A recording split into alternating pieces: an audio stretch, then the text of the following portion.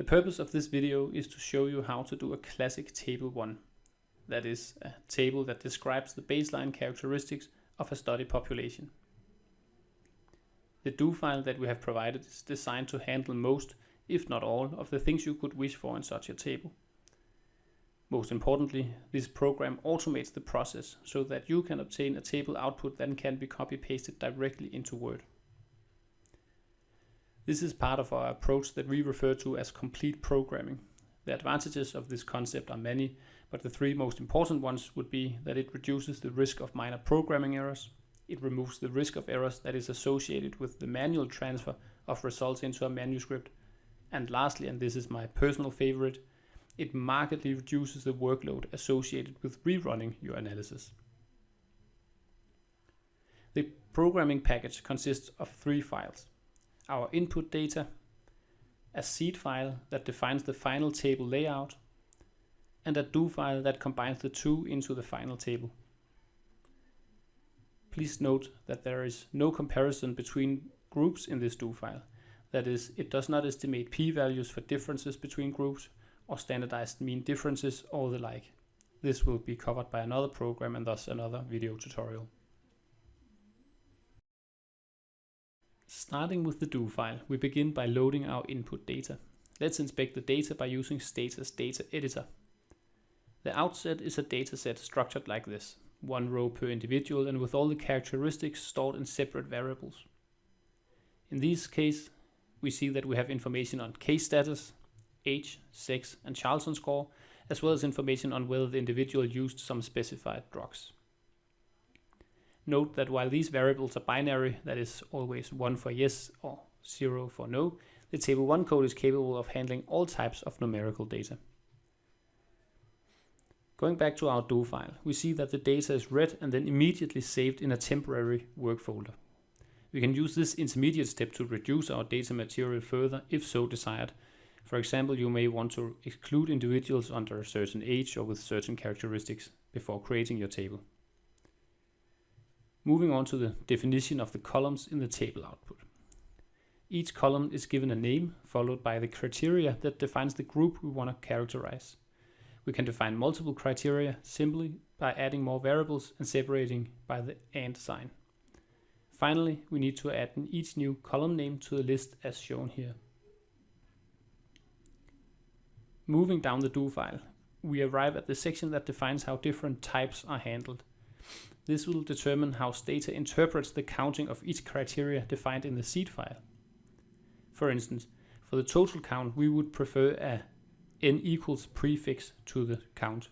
We also have predefined sections to handle basic counts with percentages, medians with interquartile ranges, and means with standard deviations. The beauty of this approach lies in the fact that we are free to add or edit any type definition to fit our needs. If you, for instance, prefer not to count percentages or prefer different decimal points, you can easily edit this section and have it reflect instantly in the table output. Scrolling to the bottom of the table 1 do file, we save our output in Stata format as well as an Excel spreadsheet. Let's go to the table sheet that ultimately defines the layout for our finalized table.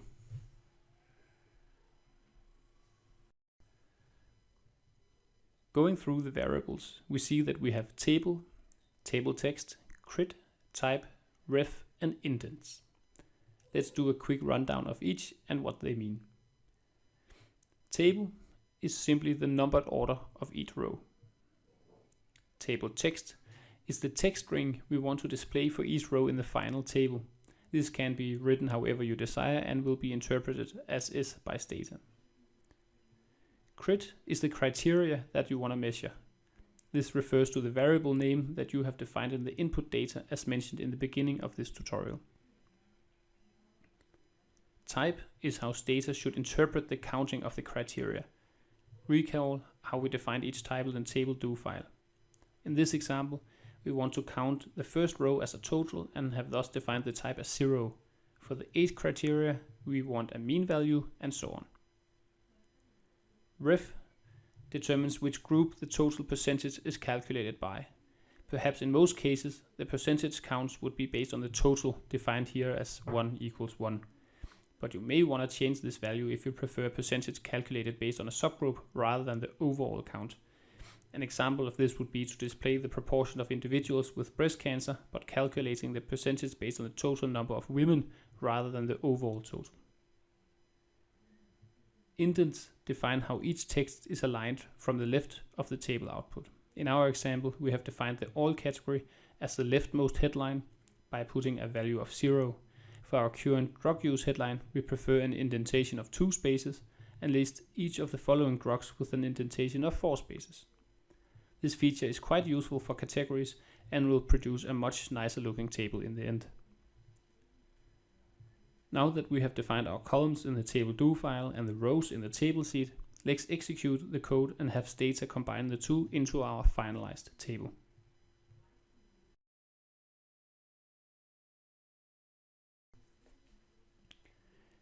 To show you a bit of the flexibility of the concept, let's try and make a few changes to the seed file, rerun the code and display our updated results. First, we open up the seed file in the data editor and make sure we're in edit rather than browse mode. Second, we add a separate category for women in addition to the existing one for men. At the bottom of the editor, we add a new header with the text sex. To make sure it's inserted correctly, right below our age criteria, we put a 2.1 in the table cell for now. Since it is a headline, we will keep the group, type and ref cells blank and put an indent value of 2. On the next line, we type in women and give it a table order of 2.2 for now. In the group criteria, we enter sex equals 0 and fill the cells, type, ref and indents with the same value as for men. To preserve the correct indentation, we'll quickly update the indent cell for men from a 2 to a 4 as well. Of course, we do not want the headline and count of women at the bottom of the table, but rather at the top with the men category. We can achieve this by going to the command window of Stata and typing in sort table followed by replace table equals n. While we're at it, let's change the type of our age category from mean to median. We can do this simply by changing the value in the type cell from a 2 to a 3. Let's save the seed file, return to the do editor and execute the code. As you can see, we now have a new headline of sex, a category of women, and a median count of age rather than mean as before. For our final trick, let's make an update to the columns and see how these changes are reflected in the final table.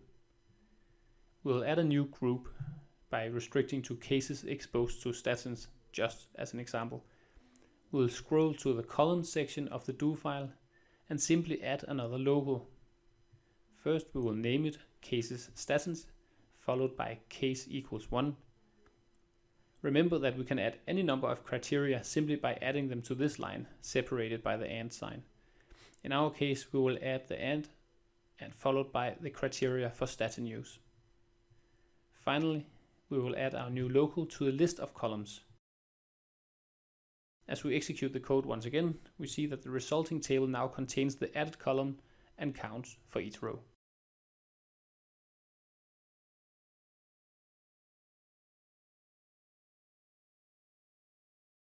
To recap, we set out to define a list of columns in the table do file, a list of rows in the seed file, and combine them into the final table output. We showed that changes and additions easily could be made and instantly reflected in the generated table output. The result is a fully formatted table output that's ready to be directly inserted into Word. To download the example used in this tutorial, please see the website.